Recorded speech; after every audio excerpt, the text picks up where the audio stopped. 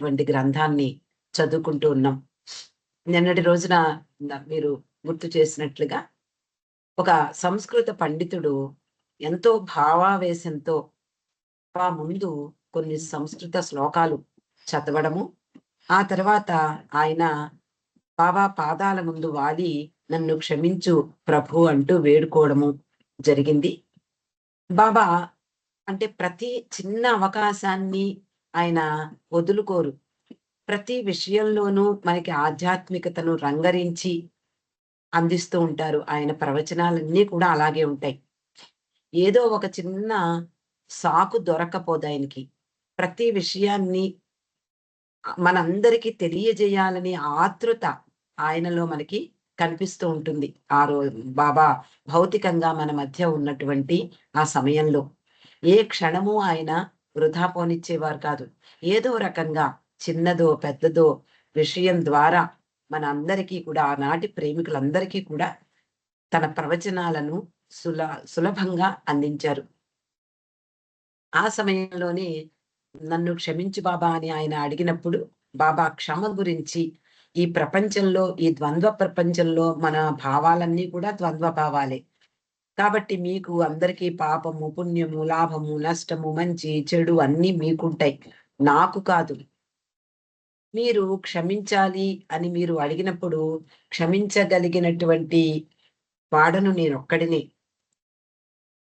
కాబట్టి క్షమార్పణ అడగవలసిన పని కూడా ఉండదు అంటూ సుదీర్ఘంగా క్రీస్తు గురించి, అలాగే ఒక గట్టి మోపు తయారు చేయాలంటే చాలా సమయం పడుతుంది.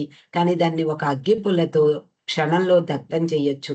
అలాగే దైవీ క్షమ అనేది పాపంతో పేరుకున్నటువంటి మలినాలను క్షణంలో దగ్ధం చేసి ప్రక్షాళన చేస్తుంది అని బాబా చెప్పడం జరిగింది.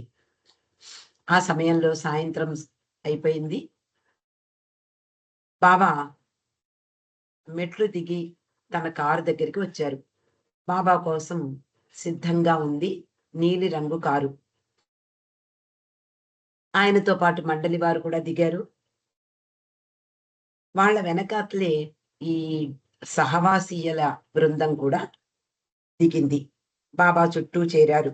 అప్పటికే బాగా పొద్దుపోయింది.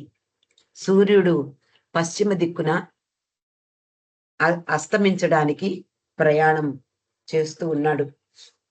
ఆరంగంలో ఆ సమయంలో మనకి ఒక్కసారి వెనక రోజుల్ని మనం గుర్తుకు తెచ్చుకుంటే ఇలాగే ఉండేది. ప్రతి గ్రామం కూడా పశువుల కాపరులు తమ పశువులను పచ్చిక బయళ్ల నుండి గ్రామం వైపుకు తోలుకు పెడుతున్నారు.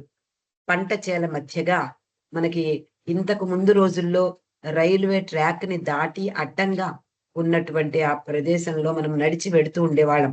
కొండపైకి అలాగే కొండ కిందకి కూడా. ఆ బాటకు అడ్డంగా పోయే బాటలో వాళ్ళందరూ కూడా కనిపిస్తూ ఉన్నారట.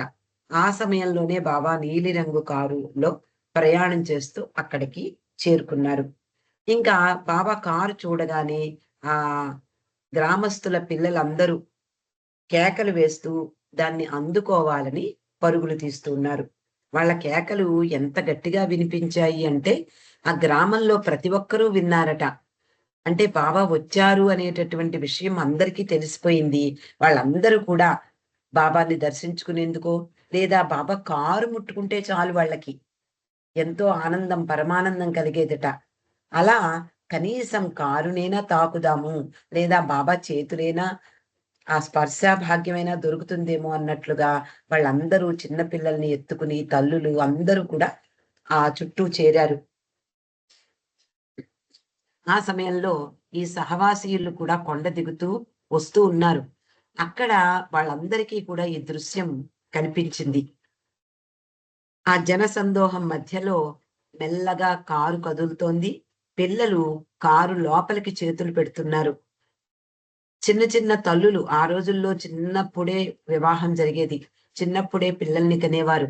ఆ తల్లులు కూడా బిడ్డల్ని చంకలో వేసుకుని ఏదో తెలియని ఉత్సాహంతో బాబాని అందుకోవాలి, లేదా బాబా తమ బిడ్డను తాకితే చాలు అనుకుంటూ వాళ్ళు ఆ బిడ్డల్ని ఎత్తి పట్టుకునేవారట. రైలు పట్టాలు దాటే సమయంలో కారు తప్పనిసరిగా ఆగాలి. నెమ్మదిగా ప్రయాణం చేస్తుంది. అది చూసి వాళ్ళందరూ మరింతగా ఇంకా కాసేపు కారును ఆపుదాము అన్నట్లుగా వాళ్ళందరూ ఆ చుట్టూ గుమిగూడారు. చివరకు జనం మధ్య నుండి దారి చేసుకుంటూ నెమ్మదిగా కారు అస్తమించే సూర్యుని దిశలో, అంటే పశ్చిమ దిక్కున ఉన్నటువంటి మెహరాజాద్ వైపుగా ఆ కారు సాగిపోయింది. ఎంతో అద్భుతమైనటువంటి వర్ణన. సాయం సమయం, చీకటి అప్పుడే పడుతోంది. ఆ సమయంలో బాబా కారు మెహరాబాద్ నుండి మెహరాజాదు వెళ్ళిపోయింది. 3 రోజులుగా అక్కడ సహవాస్‌లో జరిగినటువంటి ప్రతి విషయాన్ని మనము చదువుకుంటూ ఉన్నాం. ఇదంతా కూడా 3 రోజుల్లో జరిగినటువంటి విషయాలు. ఇక 4వ రోజు ఏం జరుగుతోందో చూద్దాం. మర్నాడు ఉదయం అంటే 4వ రోజు ఉదయం 8 గంటలకల్లా సభ ప్రారంభమైపోయింది. అంటే బాబా మెహరాజాద్ నుండి రావడము, సభ ప్రారంభించడం కూడా జరిగిపోయింది. మొదటి 3 రోజులు ఎలా జరిగింది? సాధారణంగా మనం ఎక్కడికైనా వెళ్ళినప్పుడు మొదటి 1, 2 రోజులు దానికి అలవాటు పడ్డానికి మనము ప్రయత్నిస్తాం. అలాగే ఇక్కడ కూడా బాబా సహవాసానికి పిలిచినటువంటి వాళ్ళందరూ కూడా ఈ కొత్త ప్రదేశంలో వాళ్ళు నిద్ర పట్టి ఉండదు. లేదా ఆ చలిగాలికి జలుబు చేస్తుంది. ఇలా అనేక ఇబ్బందులు ఉంటాయి. కానీ 3వ రోజు రాత్రి అందరూ సుఖంగా నిద్రపోయారట. బాబా ప్రతిరోజు అడగడం కూడా మనం చదువుకున్నాం. "నువ్వు నిద్రపోయావా? ఎందుకు నిద్రపోలేదు?" ఇలా. అలాగే ఆరోగ్యం బాగుందా? జలుబు పడుతుందేమో జాగ్రత్త. మీరు ఏదైనా మందులు వాడేటట్లయితే ఇక్కడ పాద్రి, నీలు, అలాగే కనకదండి వీళ్ళందరూ ఉన్నారు. మందులు తీసుకోండి. ఇలా ప్రతి ఒక్కళ్ళ ఆరోగ్యం గురించి, వాళ్ళ యొక్క యోగక్షేమాలు విచారిస్తూ బాబా గడిపారు. అంతే కాకుండా అంత సులభంగా ఎంతో ఒక తండ్రి తన బిడ్డలను పలకరించినట్లుగా పలకరిస్తూనే, ఒక గురువు తమ శిష్యులకి ఎలా బోధిస్తారో, ఎలాంటి ఆధ్యాత్మిక ప్రవచనాలిస్తారో, అలా ఈ 3 రోజులు అనేక విషయాల్ని బాబా నేను బోధించుటకు రాలేదు అంటూనే అనేక విషయాల్ని తెలియజేశారు. ఆనాటి సహవాసీయులతో పాటు మనం కూడా ఈ పుస్తకం ద్వారా మనం తెలుసుకున్నాం. అలా 4వ రోజు ప్రారంభమైంది. ఆనాడు కాస్త వాతావరణం భిన్నంగా ఉందట. అందరూ కూడా చాలా ఆలోచనా నిమగ్నులై ఉన్నారు. కొత్తంతా పోయింది. ఇంక 2, 3 రోజుల్లో వాళ్ళందరూ కూడా తిరిగి ప్రయాణం చెయ్యాలి. ఎవరిళ్ళకు వాళ్ళు వెళ్ళాలి. అలా వాళ్ళందరూ కూడా ఆ ప్రాంతానికి, ఆ ప్రదేశానికి, బాబాకి అలవాటైపోయారు. కాబట్టి వాళ్ళందరూ కూడా ఏదో ఆలోచనల్లో నిమగ్నమైపోయి ప్రశాంతంగా కనిపించారట.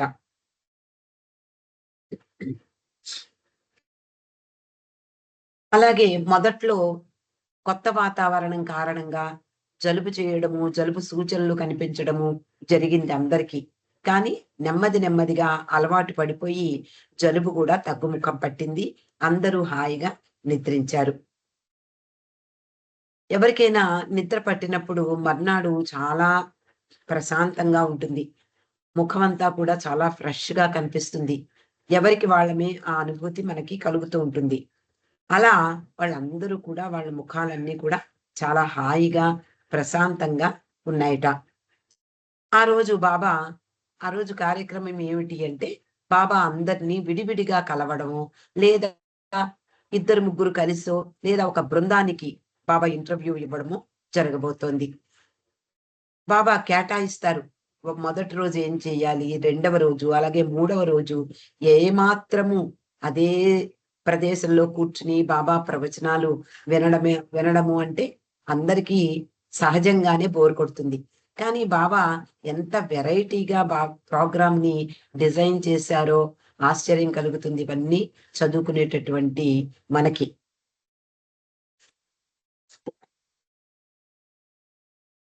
ఆ రోజు బాబా అందరిని విడివిడిగా కలుస్తాను అన్నారు. విడివిడిగా లేకపోతే ఇద్దరు, ముగ్గురు కలిసైనా రావచ్చు. లేదా ఒకే ఊరికి చెందినటువంటి ప్రేమిక బృందమైన రావచ్చు. అలా బాబా వాళ్ళందరికీ కూడా ఇంటర్వ్యూలు ఏర్పాటు చేశారు. అలాగే ఆనాటి సాయంకాలం, ఆ రోజు బహుశా 12వ తేదీ అయ్యుంటుంది. ధుని వెలిగిస్తారు కదా మెహరాబాద్‌లో. ఆ రోజు బాబా ధుని ప్రజ్వలన కార్యక్రమం కూడా ఉంది. ప్రతి నెలా జరిగేటటువంటి కార్యక్రమం అది. బాబా తాను చెయ్యబోతున్నటువంటి కార్యక్రమాన్ని మాట్లాడకుండా చూడండి, లేదా ఎటువంటి శబ్దం చేయకండి, ఎటువంటి ఆలోచనలు రానివ్వకండి, ఇవన్నీ చెప్పరు. ప్రతి విషయాన్ని వచ్చినటువంటి వాళ్ళందరికీ కూడా అర్థమయ్యే రీతిలో చెప్పడానికే శ్రమ పడతారట. మౌనంగా ఉంటూ ఒక ప్రక్క అక్షర ఫలకం కూడా వదిలిపెట్టేశారు. సంజ్ఞలతోనే తన భావాల్ని వ్యక్తం చెయ్యాలి. ఎంత కష్టమో ఆలోచించండి. ఒక్కరోజు మౌనం ఉంటేనే మనము అతలాకుతలమైపోతాం. కానీ ఆయన అన్ని సంవత్సరాలుగా మౌనం ఉంటూ, వచ్చినటువంటి సాధారణమైనటువంటి ప్రేమికులందరికీ తన యొక్క కార్యక్రమ విశేషాల్ని ఏం చేస్తున్నారు? దాని యొక్క ప్రాధాన్యత ఏమిటి?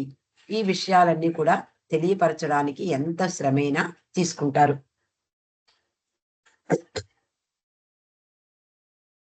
అలా తాను చెయ్యబోతున్న కార్యక్రమం యొక్క ప్రాధాన్యత ఏమిటి? ఆ పనిలో భక్తి ప్రపత్తులతో అనుచరులు అంటే మండలి వారు పాల్గొనడంలో గల విశిష్టత ఏమిటి? ఇవన్నీ కూడా బాబా ప్రతి ఒక్కరికి వివరించడం అలవాటు. తన ముందు కూర్చున్నటువంటి సహవాసీలందరినీ కొంతమందిని లేవమని చెప్పారు బాబా. అప్పటికే సభ ప్రారంభమైందని మనం చదువుకున్నాం. బాబా వాలు కుర్చీలో అక్కడ కూర్చున్నారు. సహవాసీలందరూ కూడా ముందు కూర్చున్నారు. కొంతమందిని బాబా లేచి తన దగ్గరగా కూర్చోమని చెప్పారు. సాధారణంగా బాబా సహవాసీలందరి పట్ల ప్రత్యేక శ్రద్ధను కనిపింపజేస్తారు. ఒక్కొక్క సందర్భంలో కొందరికి ప్రాధాన్యత ఇచ్చినట్లుగా కనిపిస్తుంది. మనం మొన్న చదువుకున్నాం. కొంతమందిని పిలిచి రండి ఇప్పుడు ఏడు పెంకుల ఆట ఆడదాము అన్నారు. కొంతమందిని అటు ఇటు నిలబెట్టారు. ఆయన మధ్యలో ఉన్నారు. ఆట సాగింది. ఎంతో రంజుగా మనం కూడా ఆ ఆటలో, పాటలో పాల్గొన్నట్లుగా మనము కూడా ఆ విషయాలన్నీ కూడా చదువుకున్నాం. అలా ప్రతి ఒక్కరిని కూడా ఎంతో ప్రత్యేక దృష్టితో చూస్తారు బాబా. మనకి ఆచార్యవరేణ్యుడే అనేటటువంటి పాట మీకు అందరికీ కూడా తెలిసే ఉంటుంది. భాస్కర్ రాజు గారి పాడిన పాట. అద్భుతమైనటువంటి భావాలు. ఈ సహవాస కార్యక్రమంలో బాబా చేసినటువంటి విషయాలన్నీ కూడా చెప్పిన విషయాలు కానివ్వండి, తన యొక్క సహవాసీయులకు ఆయన ఇచ్చినటువంటి ప్రత్యేకత. ఎవ్వరిని కూడా నిర్లక్ష్యం చెయ్యరు. ఎవ్వరిని కూడా పక్కన పెట్టేయరు. అందరినీ సంతృప్తి పరిచేలా ఆయన అందరి పట్ల శ్రద్ధను కనపరుస్తారు. ఒక్కొక్క సందర్భంలో కొందరిని లేవమంటారు.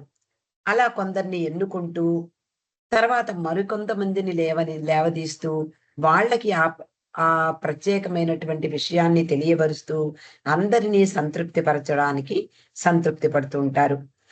ఆయనకు పక్షపాతం లేదు. అలాంటి తన వైఖరి అంటే ఎవరి పట్ల నేను పక్షపాతం చూపించటం లేదు సుమా అనేటటువంటి విషయాన్ని కూడా తెలియజేసేలా, అందరూ గుర్తించేలా ఆయన ఉంటారట. వారు, వీరు అనే భేదం ఉండదు. ఆయన చేతి వేళ్ళు అంటే ఆయన అక్కడ కూర్చుని ఉంటారు. ముందంతా సహవాసీలు కూర్చుని ఉంటారు. కొంతమందిని లేపి ముందుకు రమ్మన్నారు. ఆయన దగ్గర కూర్చున్నారు అందరూ. మిగిలిన వాళ్ళందరూ కూడా దూరంగా ఉన్నారా అంటే కాదు. ఆయన వేలుతో చూపిస్తూ అక్కడక్కడక్కడ కొంతమందిని లేవదీస్తారు. అప్పుడు ఏమనిపిస్తుంది? అందరూ కూడా ఎంతో సంతృప్తి పొందుతారు. ఎవ్వరు అంటే బాబా మనల్ని ఎవ్వరిని కూడా నిర్లక్ష్యం చేయటం లేదు. కొద్దిమంది కోసమే ఆయన రాలేదు. అంతమంది పట్ల, అందరి పట్ల ఆయన భేదాభిప్రాయం లేకుండా, ఎటువంటి భేదం చూపించకుండా ఆయన తన యొక్క సహవాస భాగ్యాన్ని అందిస్తున్నారు అనే విషయం అందరికీ తెలియజేసేలాగా ఉంటుంది. అలా ఆయన వేలు ప్రతి ఒక్కరిని సభ అంతటా కలయి తిరుగుతూ ఎక్కడో అక్కడక్కడ ఒక్కొక్కళ్ళని లేవమంటూ ఉంటుందిట. ఆయన వేలు చూపిస్తూ ఉంటుంది అలా. బహుశా ఆ సమయంలో దైవీ మానవుని యొక్క నులివెచ్చని ప్రేమ వాహిని, ఆ ప్రేమ ప్రవాహం అందరి పట్ల ఆయన చూపే ఒకే తీరు అందరినీ ఆకర్షించుకుంటూ ఉంటుంది. బహుశా ఆ సమయంలో ఆయన ప్రేమ అనే ఆ ప్రవాహం అందరి వైపుగా ప్రవహించి అందరినీ తడిసి ముంచెత్తుతోందా అన్నట్లుగా కనిపించిందట. ఇదంతా డాన్ స్టీవెన్స్ వర్ణన. అందువలన సహవాసీయులెవ్వరూ కూడా అంటే వాళ్ళ ముఖంలో ఎవ్వరి ముఖాల్లో కూడా అసంతృప్తి అనేది కనిపించటం లేదట. అందరూ సంతృప్తిగా, ఆనందంగా బాబా సహవాస కార్యక్రమంలో పాల్గొంటూ ఆయన సహవాసాన్ని అనుభూతి పొందుతూ ఉన్నారు. ఎవరికి వారు నిర్ణీతమైన స్థలాల్లో కూర్చుంటూ గొంతులు సవరించుకుంటూ ఉన్నారు.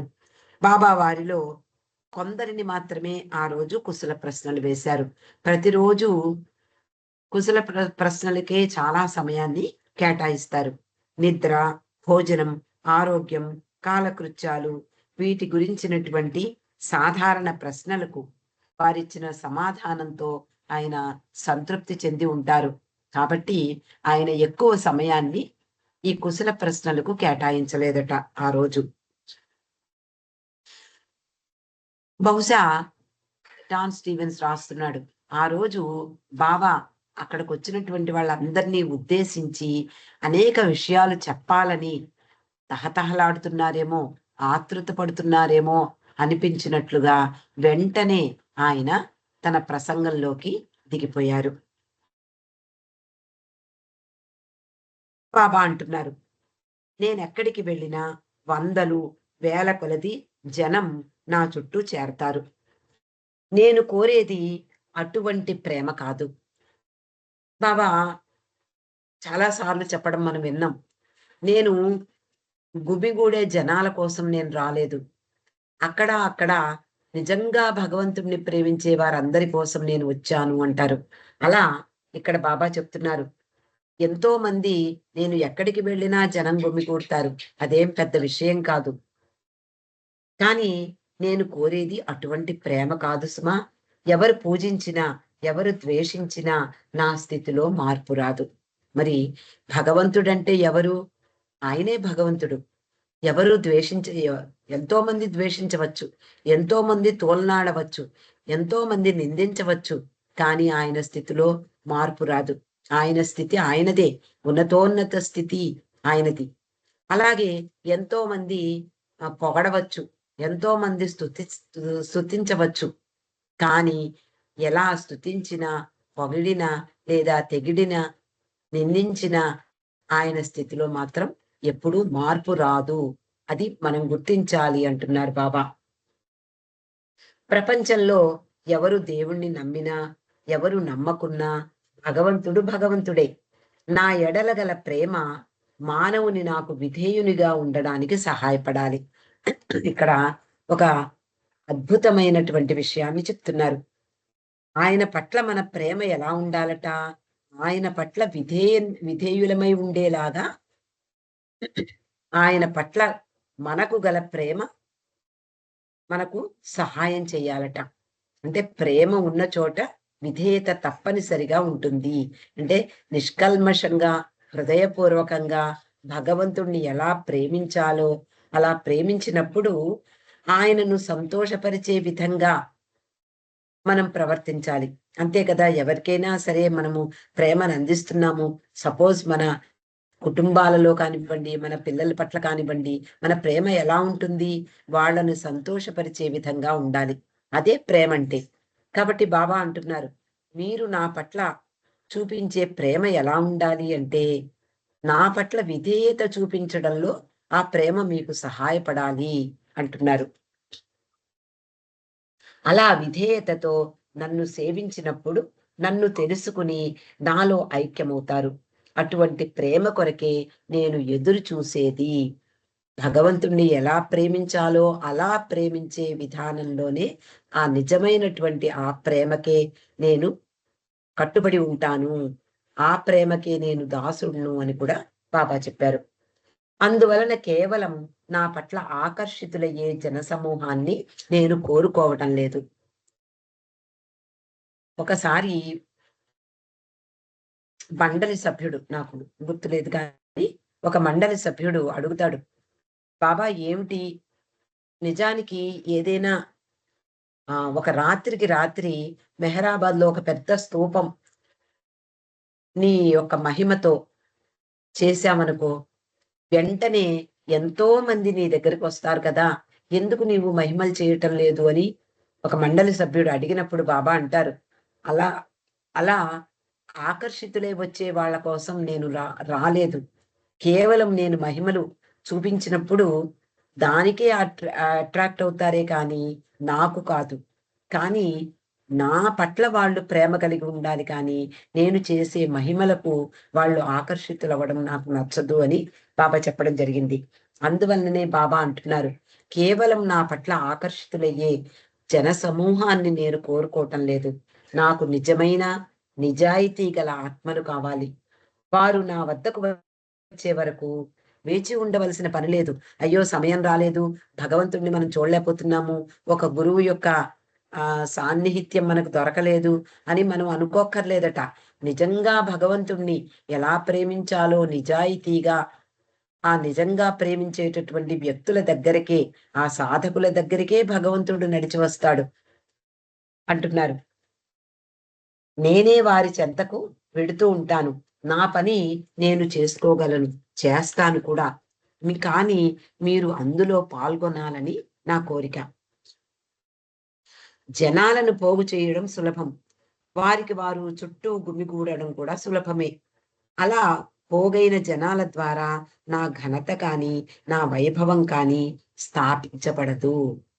ఎందుకు అట్రాక్ట్ అవుతున్నారు? ఈ రోజుల్లో మనం చూస్తూ ఉంటాం. ఎన్నో మహిమలు చేస్తారు. ఫలానా గురువు అంటూనే ఎంతో మంది వెడుతూ ఉంటారు. ఆయన కనుచూపు మన మీద పడితే చాలు అనుకుంటూ ఆహ్, పాదాభివందనాలు చేయడానికో, లేపోతే పాద సేవ చేయడానికో, ఇలా రకరకాలుగా జనాలు వెడుతూ ఉంటారు. దానివల్ల ఏమిటి ప్రయోజనము? భౌతికంగా ఏమన్నా వాళ్ళకి జరగవచ్చేమో కానీ, ఆధ్యాత్మికంగా ఒక అడుగు కూడా ముందుకు వేయలేరేమో! బాబా చెప్పినటువంటి విషయాలని బట్టి చూస్తే మనకు అదే అర్థమవుతూ ఉంటుంది. కాబట్టి బాబా అంటున్నారు, జనాలు పోగు చేయడం పెద్ద కష్టం గాదు.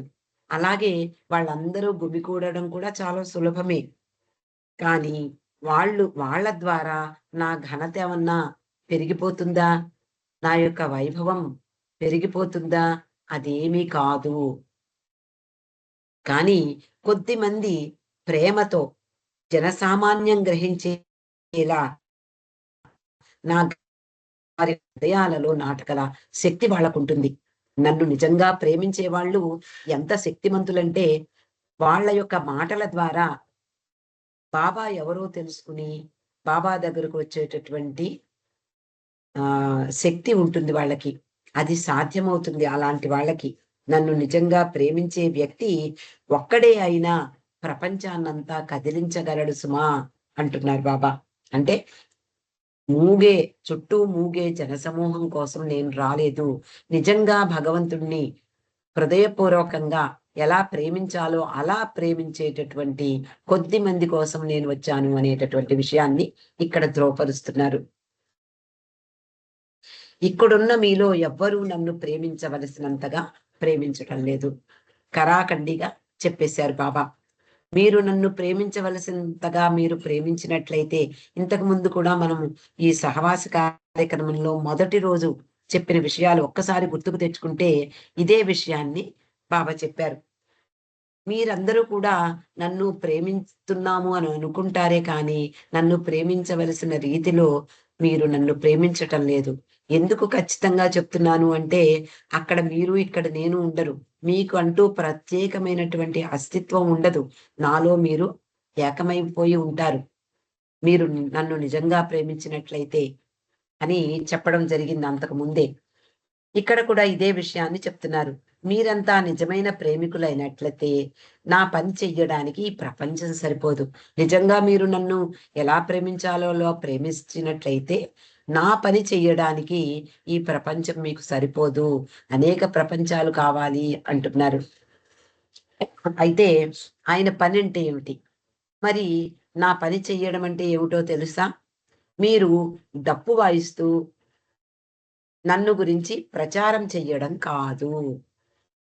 ఇదివరకి డప్పు వాయిస్తూ ప్రకటనలిచ్చేవారు. ఇప్పుడు మైకులు అవన్నీ వచ్చాయనుకోండి. ఆ రోజుల్లో విషయాలు బాబా ఎంతో స్పష్టంగా ఇలాంటి గ్రంథాల వల్లే మనకు ఆ రోజుల్లో చిన్న చిన్న విషయాలు కూడా తెలుస్తాయి. డప్పు వాయిస్తూ బాబా వచ్చారు అంటే మనకి ఈ డప్పు వాయించడం అనేది ఒక మళ్ళీ ఒక చిన్న సంఘటన గుర్తుకొస్తోంది. పుకారు ఒకసారి బాబా పుకార్‌ని ఉత్తర హిందుస్థానంలో ఒక ప్రదేశంలో ఆహ్, ప్రచారం చేయమన్నారట. ఒక సంవత్సరం పాటు. కాలినడకన అతడు ప్రతి గ్రామానికి వెళ్ళి ఒక బాకా ఊదుతూ బాబా వచ్చేశారు. మెహర్ బాబా రూపంలో భగవంతుడొచ్చేశారు. రండి. మీరు వచ్చి తెలుసుకోండి. నా దగ్గర ఎంతో సమాచారం ఉంది. నేను మీకందరికీ చెప్తాను అంటూ ఆయన ప్రచారం చేసేవారట. అలా బాబా ఆదేశానుసారం ఆ రోజుల్లో ప్రచారం చేసిన వాళ్ళు కోకొల్లలున్నారు. కానీ నిజమైనటువంటి పని అంటే ఏమిటో ఇక్కడ బాబా చెప్తున్నారు. డప్పు వాయిస్తూ నా గురించి ప్రచారం చేయడం కాదు. ప్రేమకు చాటింపు అవసరం లేదు. ఇతరులకు ప్రేమను గురించి ప్రచారం చేసే ముందు ప్రేమంటే ముందు మీరు తెలుసుకోవాలి.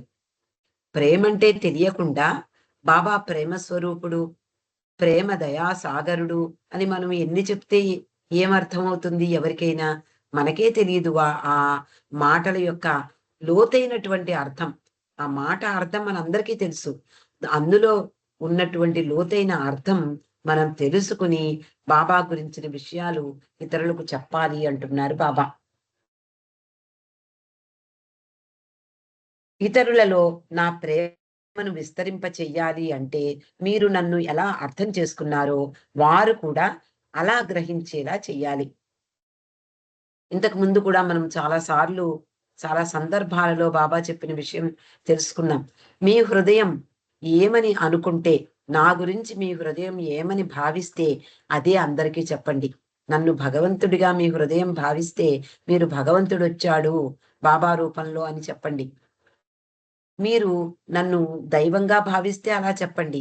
దెయ్యంగా భావించినా, దెయ్యంగానైనా మీరు చెప్పండి అని బాబా చెప్పారు. అలా ఇక్కడ మీరు నా ప్రేమను అర్థం చేసుకోవాలి. నా ప్రేమను విస్తరింపచేయాలి అంటే, మీరు నన్ను ఎలా అర్థం చేసుకున్నారో, వాళ్ళు కూడా అలా అర్థం చేసుకునేలా మీరు చెయ్యాలి అంటున్నారు. మీరు నన్ను ప్రేమించే రీతిలో వారు కూడా అనుభూతి పొందేలా చెయ్యాలి. ప్రేమంటే ఇదా అనుకునేలా చేయాలట.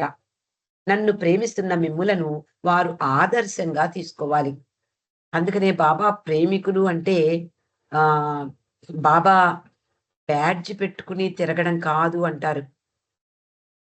నిజంగా బాబాని హృదయంలో పెట్టుకుని ఆయనను మనం ఎలా ప్రేమిస్తున్నామో, అసలు ప్రేమంటే ఏమిటో మన యొక్క ప్రవర్తన ద్వారా ఇతరులు తెలుసుకోవాలట. అది నిజంగా ఆంతరంగికమైనటువంటి ప్రేమ. అందరూ కూడా మిమ్మల్ని ఆదర్శంగా తీసుకోవాలి. ఈ ప్రపంచమంతా బోధకులతోనూ, గురువులతోనూ నిండిపోయి ఉంది. మనం ఇందాక చెప్పుకున్నట్లే అనేక మంది మేము అనేక విషయాలు బోధిస్తాము అంటూ బోర్డులు కట్టుకుని ఎంతోమంది ఎన్నో ఆశ్రమాలు స్థాపిస్తూ వాళ్ళ శిష్యులకు అనేక విషయాలు బోధిస్తూ ఉన్నారు. కానీ ఇక్కడ బోధించే విషయం బోధకుడికి అనుభూతి పొందాలి. అనుభూతి పొందందే నేను భగవంతుడును అని ఎలా చెప్పగలరు? అందువలన బాబా అంటారు, ప్రపంచమంతా బోధకులతోనూ, గురువులతోనూ నిండిపోయి ఉంది. నేను బోధించుటకు రాలేదని, నాకు ప్రచారం అవసరం లేదనే సంగతి మీరు మరిచిపోకండి సుమా! ఆయనకు ప్రచారం అవసరం లేదు.